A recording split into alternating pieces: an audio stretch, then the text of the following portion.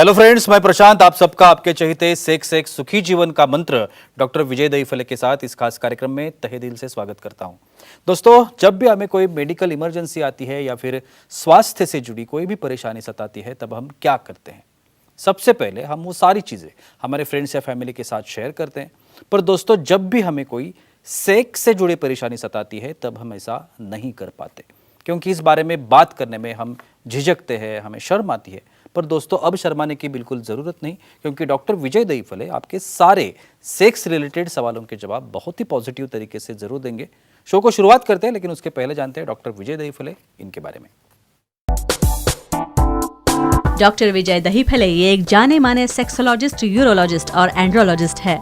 Doctor Dahiphale जी के clinic Aurangabad, Hyderabad, Delhi में द्वारका, पुणे तथा नवी मुंबई में नेरुल, दादर, अंधेरी, कल्याण, नासिक, अहमदाबाद और दुबई में भी है। डॉक्टर विजय दहीफले जी का भारत तथा अन्य देशों में कॉन्फ्रेंसेस और सेमिनार के लिए हमेशा आना जाना रहता है, जिसमें वे सेक्स संबंधी सभी समस्याओं पर सलाह एवं मार्गदर्शन करते हैं। तो चलिए शो को शुरुआत करते हैं। डॉक्टर साहब हमारे साथ है। Sir, welcome to the show. नमस्ते। आप सभी जानते हैं कि इन छोटे छोटे वीडियोस के माध्यम से बहुत ही साइंटिफिक इंफॉर्मेशन आप तक पहुंचाने की हम लोग कोशिश करते हैं। आज का जो टॉपिक हमने लिया है, अलग अलग सेक्स पोजीशंस जो है वो कैसे फ़ायदेमंद रहती है। आज दो सेक्स पोजीशंस के बारे में हम लोग जानकारी लेने की कोशिश करेंगे। एक है कैबुज सेक्स पोजीशन और दूसरी है scoop me up sex position.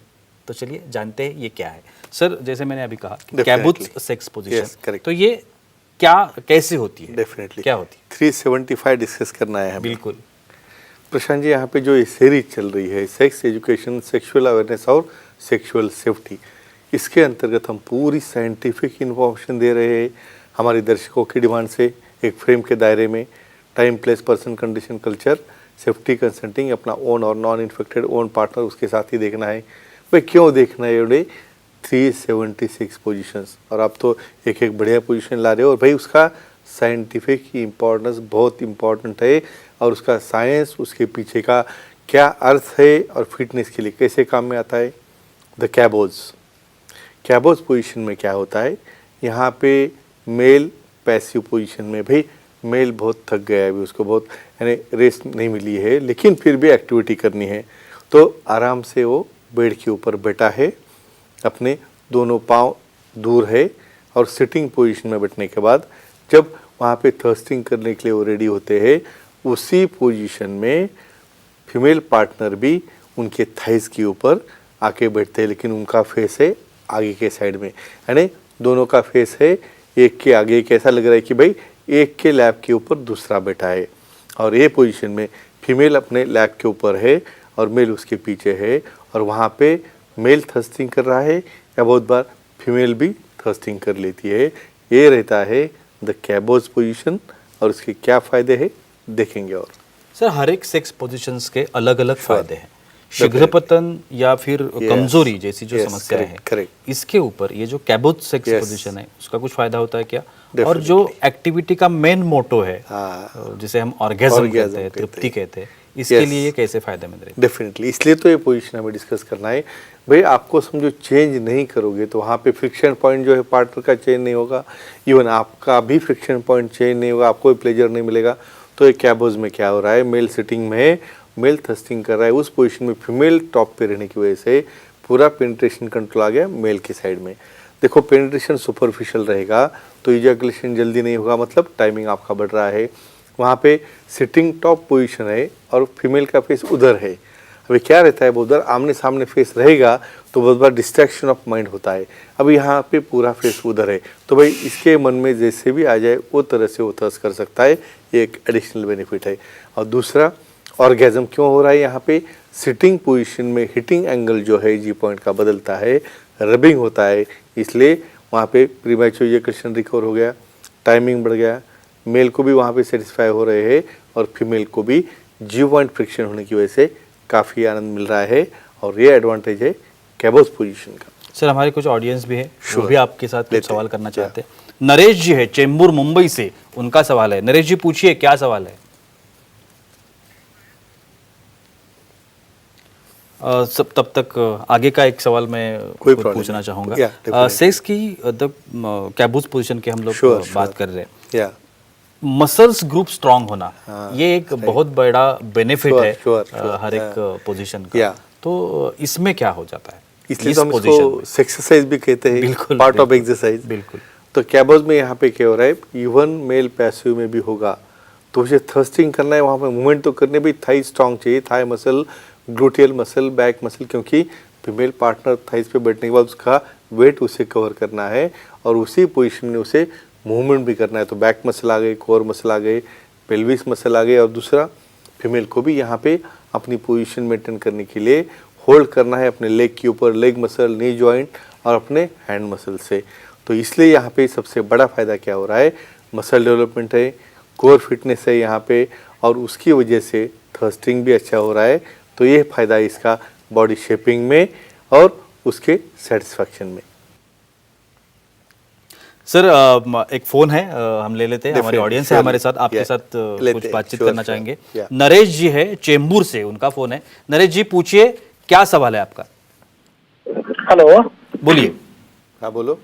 Sir जी, एक बाजू का अंडाशय सुनाई दे रहा है आपको? हाँ हाँ हाँ, बस क्लियर ध्यान में आ रहा है, बोलिए आप।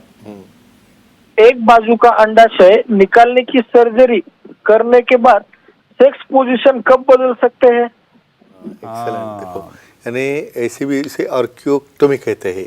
बिल्कुल। क्या रहता है, बहुत बार समझो वहाँ पे कुछ टॉर्शन हो गया, बहुत बार क्या होता है एंगेज में ट्विस्ट आता है वहाँ पे अंडाशय में, और उसका ब्लैकनिंग या बहुत बार उसका नेक्रोसिस होता है तो निकालनी पड़ती है, या बहुत बार क्या होता है कुछ ट्यूमर होगा तो उसमें भी उसे कट करना पड़ता है। तो ऐसे करने के बाद कब पोजीशन बदलनी चाहिए भाई, वहाँ पे स्क्रोटम का पार्ट थर्स्टिंग करते वक्त हमेशा पार्टनर के अपोजिट सिक्रेशन को हिट होता है।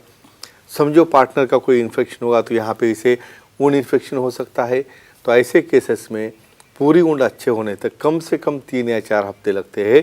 उसके बाद विशेषज्ञ से मिलके ही बाद में उन्हें कौन सी पोजीशन बदलनी है जिसमें हीटिंग कम हो जाए या किसी तरह का प्रेशर वहाँ पे स्क्रोटम में या सिंगल टेस्टिस है वहाँ पे नहीं आना। तो ये सबसे इम्पोर्टेंट है, विशेषज्ञ से मिलना, और कम से कम 1 महीने के बाद वो धीरे धीरे चेंज ऑफ पोजीशन कर सकते हैं। सर कैबूज के बारे में आपने बताया, श्योरली। आज की जो सेकंड सेक्स पोजीशन है, Yeah. स्कूप में अप, हाँ। अभी इसके बारे में Correct. जानना है। तो Definitely. ये जो पोजीशन है Yeah. स्कूप में अप जिसे कहते हैं, ये Definitely. पोजीशन क्या होती है? श्योरली। जी। प्रशांत जी, यहाँ पे पोजीशन क्यों मालूम होना ज़रूरी है भाई, यहाँ पे हमें पार्टनर को सेटिस्फाई करना है, प्लेजर देना है। अभी बहुत बार क्या होता है, ये पोजीशन क्यों डिस्क्राइब की है कि बहुत बार पार्टनर थक गए कुछ काम की वजह से, ड्यूटी की वजह से, और उन्हें इच्छा हो रही है और एक्टिविटी करना है। तो सबसे बड़ी बात है स्कैबोज में क्या आती है, ये पोजीशन में या स्कूपिंग अप में क्या आता है, यहाँ पे लाइंग डाउन पोजीशन में यहाँ पे पार्टनर है, फीमेल पार्टनर आगे के साइड में, यानी शोल्डर साइड और उनकी लैटरल साइड बेड को टच कर रही है। उसी पोजीशन में स्कूपिंग की तरह, एक स्पून की तरह पीछे से ही पैरेलल मेल पार्टनर भी शोल्डर के बल वहाँ पे उसे बैक साइड से थर्स्टिंग कर रहा है।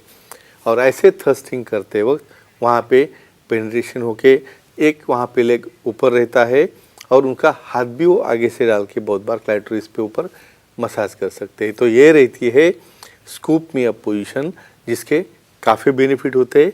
कैसे होते हैं देखेंगे। और बिल्कुल। एक फोन कॉल है, जैसे Sure, हमने मेल कॉल लिया, Definitely. फीमेल कॉल है। तारा जी है हैदराबाद से, Sure. उनका फोन है। तारा जी पूछिए, क्या सवाल है आपका? Hello sir. बोलिए। बोलो। सर, ओवरिन ट्यूमर की सर्जरी करने के बाद कब सेक्स पोजीशन बदल सकती है क्या?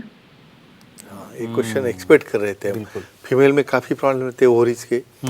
यहाँ पे ओवरिन ट्यूमर हो गया है, बहुत बार काफ़ी बड़ा सिस्ट है, उस वक्त ये ट्यूमर या सिस्ट ट्यूब के साथ निकालना पड़ता है।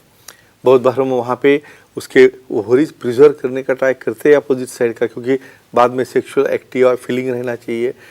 ये लेप्रोटोमी है, ओपन करके, या बहुत बार लेप्रोस्कोपी से भी होता है। फिर भी कोई भी सर्जरी हो, उसे सेटल होने के लिए 3 हफ्ते लगते हैं। तो कम से कम 3 हफ्ते कोई वहाँ पे विगरस पोजीशन नहीं करनी है। विशेषज्ञ से, सेक्सोलॉजिस्ट, एंड्रोलॉजिस्ट, यूरोलॉजिस्ट से मिलके बाद में धीरे धीरे वो मिशनरी पोजीशन से लेके कोई एडवांस पोजीशन के लिए जा सकते हैं। मसल्स ग्रुप के बारे में पूछना Sure, चाहूंगा। definitely. ये जो पोजीशन है Yeah. स्कूप में अप जिसे कहते Yeah, हैं, correct. इससे कौन से मसल्स ग्रुप स्ट्रांग होते स्ट्रांग होते जी। हैं। करेक्ट। यहाँ पे देखो अभी दोनों पार्टनर एग्जॉस्ट हो गए हैं भाई, रेस्टिंग पोजीशन में इन्हें करना है क्योंकि बेड का पूरा सपोर्ट उन्हें मिल रहा है। फीमेल पार्टनर आगे, मेल पार्टनर पीछे है और मेल को वही पोजीशन में थ्रस्टिंग करना है। तो उनके shoulder muscle, neck muscle, core muscle, gluteal muscle और थाई मसल ये एक्टिव हो रहे हैं। और यहाँ पे फीमेल को भी लाइंग डाउन में रहते हुए भी यहाँ पे पेल्विक रीजन के muscle, core muscle, girdle muscle इसको स्ट्रांग करना है और इसमें स्ट्रांगनेस आता है तो डेफिनेटली बॉडी शेपिंग और मसल बिल्डिंग और कैलोरी बर्निंग भी यहाँ पे हो जाता है। ये इसका बड़ा एडवांटेज है। आखिरी सवाल पूछना चाहूंगा। Sure. इस सेक्स पोजीशन का Yeah. और फिटनेस का Yes. क्या संबंध? Yes correct. क्यों यहाँ पे डिस्कस करना है? अभी भाई टायर्डनेस क्यों आ गया भाई? आपका फिटनेस नहीं होगा भाई, ऑफिस से काम करके आ गए इवनिंग में, दोनों भी ऑफिस वर्कर है, टायर्ड हो गए, थक गए, क्यों हो रहा है ऐसा? योगा नहीं, प्राणायाम नहीं, एक्सरसाइज नहीं, भाई काम में लगे रहे। फिर भी ऐसे केसेस में जिसका फिटनेस रहेगा भाई, ऐसा लैटरली लाइंग डाउन भी रहोगे स्पूनिंग में या स्कूप पोजीशन में यहाँ पे, फिर भी आपको थर्स्टिंग के लिए फोर्स लगता है। और जो एक्सरसाइज करके पेल्विक मसल्स है, योगा है, प्राणायाम है, सूर्य नमस्कार है, वो करेगा, वही यहाँ पे थर्स्टिंग का पोजीशन कर सकता है। तो फ्रेंड्स एक ही कहूँगा, अपने कल्चरल दायरे में रह के ये जो पोजीशंस है उसको अच्छी तरह से स्टडी करके, लिंक देख के यूटिलाइज करेगा तो आप और आपका पार्टनर दोनों भी हैप्पी रह सकते हैं। वाह, बहुत ही अच्छी जानकारी मिली आज के एपिसोड में। लेकिन वक्त की पाबंदी है, हमें रुकना पड़ेगा। लेकिन आप अगर डॉक्टर साहब की सलाह लेना चाहते हो तो अभी स्क्रीन पर आप टीवी पे देख रहे हो या फिर मोबाइल में देख रहे हो या फिर डेस्कटॉप पे, लैपटॉप पे देख रहे हो, कहीं पर भी देख रहे हो, आप ये जो कॉन्टैक्ट डिटेल्स है वो लिख लीजिए। आप कहीं पर भी कॉन्टैक्ट नंबर के ऊपर, ईमेल आईडी के ऊपर, वेबसाइट पर, कहीं पर भी डॉक्टर साहब को कॉन्टैक्ट कर सकते हैं और बहुत ही पॉजिटिव तरीके से अपने हर समस्या का समाधान भी पा सकते हैं। तो चलिए रुकते इस एपिसोड में, अगले एपिसोड में फिर मुलाकात होगी। तब तक के लिए शुक्रिया।